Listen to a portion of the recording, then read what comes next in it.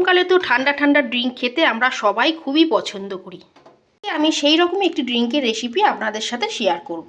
আজকে আমি আম পান্না রেসিপি আপনাদের সাথে শেয়ার করব। পান্না বানিয়ে কিভাবে স্টোর করে রাখবেন সেটাও আজকে আমি আপনাদের দেখিয়ে দেব। সোনালী কিচেনে সবাইকে স্বাগত জানাই। আশা করি আপনারা খুবই ভালো আছেন। দেখে নেওয়া যাক আজকে আমার বানানো আম পান্না রেসিপিটি। আম পান্না বানানোর জন্য আমি এখানে 3খানা আম নিয়েছি। আমের মুখগুলো আমি ছুরি দিয়ে কেটে বাদ দিয়ে দিয়েছি। আজকে আমি আম সিদ্ধ করে আম পান্না করব। আপনারা চাইলে আম পুড়িয়েও করতে পারেন। একটা গামলিতে পরিষ্কার জল নিয়েছি, আমগুলো খুব ভালো করে ধুয়ে নেব। কুকারের মধ্যে আমি আম নিয়ে নেব। আপনাদের কড়া, প্রেসার কুকার যাতেই সুবিধা হয় আপনারা তাতেই আম সিদ্ধ করে নিতে পারেন। এর মধ্যে দিয়ে দেবো 1 কাপ জল। ঢাকনা লাগিয়ে 3টে সিটি দিয়ে আমি আমটা সেদ্ধ করে নেব।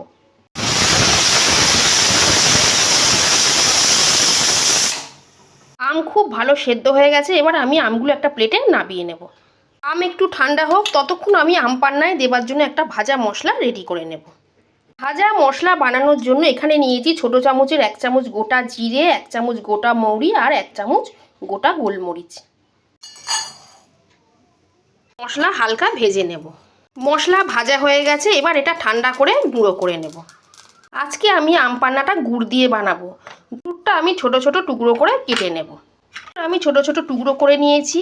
আপনারা যদি গুড় দিতে না পছন্দ করেন, গুড়ের বদলে চিনি, মিছরি, সুগার ফ্রি আপনাদের যেটা পছন্দ আপনারা সেটা দিয়েই বানিয়ে নিতে পারেন। আম খুব ভালো ঠান্ডা হয়ে গেছে। এবার আমি আমের খোসাগুলো ছাড়িয়ে আমের পাল্পটা বার করে নেব। দুষ্টুমি করবে না, চুপ করে বসবে। আমের কাই খুব ভালো করে বার করে নিয়েছি, আঁটিগুলো ফেলে দেব। এবারে আমি মিক্সির জারের মধ্যে সেদ্ধ করে রাখা আমটা নিয়ে নেব। এবারে ওর মধ্যে দেব 1 মুঠো ফ্রেশ পুদিনা পাতা, একটু আদার টুকরো, 2টো কাঁচা লঙ্কা। ঢাকনা লাগিয়ে আমি একটা মিহি পেস্ট বানিয়ে নেব। মিক্সিতে আম আর পুদিনা পাতা পেস্ট করে নিয়ে চলে এসেছি। গ্যাসে কড়া বসিয়ে দিয়েছি। কড়ায় আমি গুড়টা দিয়ে দেব। সাথে দিয়ে দেব 1 কাপ জল। গুড়টা খুব ভালো করে গলিয়ে নেব। পেস্ট করে নেওয়া আমটা আমি ছাঁকনিতে ছেঁকে নেব। মিক্সির মধ্যে 1 কাপ জল দিয়ে দেব। এই জলটা এর মধ্যে দিয়ে দেব। খুব ভালো করে ছেঁকে নিয়েছি। গুড় খুব ভালো করে গলে গেছে। এবার আমি আমের মিশ্রণটা গুড়ের মধ্যে দিয়ে দিলাম। ফ্লেমে অনবরত নাড়তে থাকবো। দেখুন বন্ধুরা, ধীরে ধীরে কালারটা কিরকম চেঞ্জ হয়ে যাচ্ছে। আজকে আমি আম পান্নাটা একটু হেলদিভাবে বানাবো, তাই চিনির বদলে এখানে গুড় ব্যবহার করেছি। এর মধ্যে আমি কোনো ফুড কালারও ব্যবহার করব না।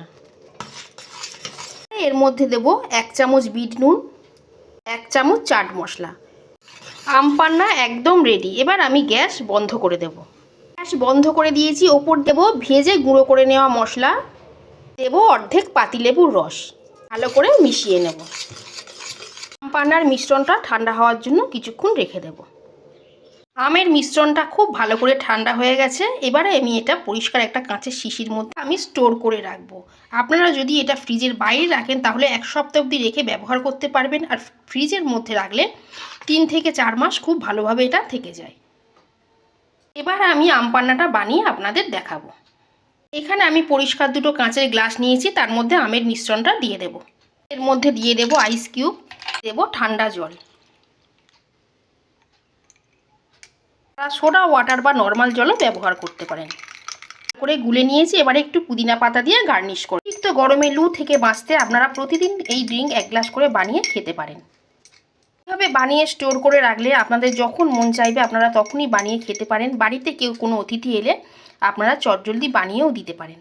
আমার বানানো এই আম পান্নার রেসিপি আপনাদের কেমন লাগলো কমেন্ট করে অবশ্যই জানাবেন। ভালো লেগে থাকলে লাইক করবেন, শেয়ার করবেন, সোনালী কিচেন চ্যানেলটা সাবস্ক্রাইব করে দেবেন। আজকের মতো এই পর্যন্তই। সবাই খুব ভালো থাকবেন, সুস্থ থাকবেন। ধন্যবাদ।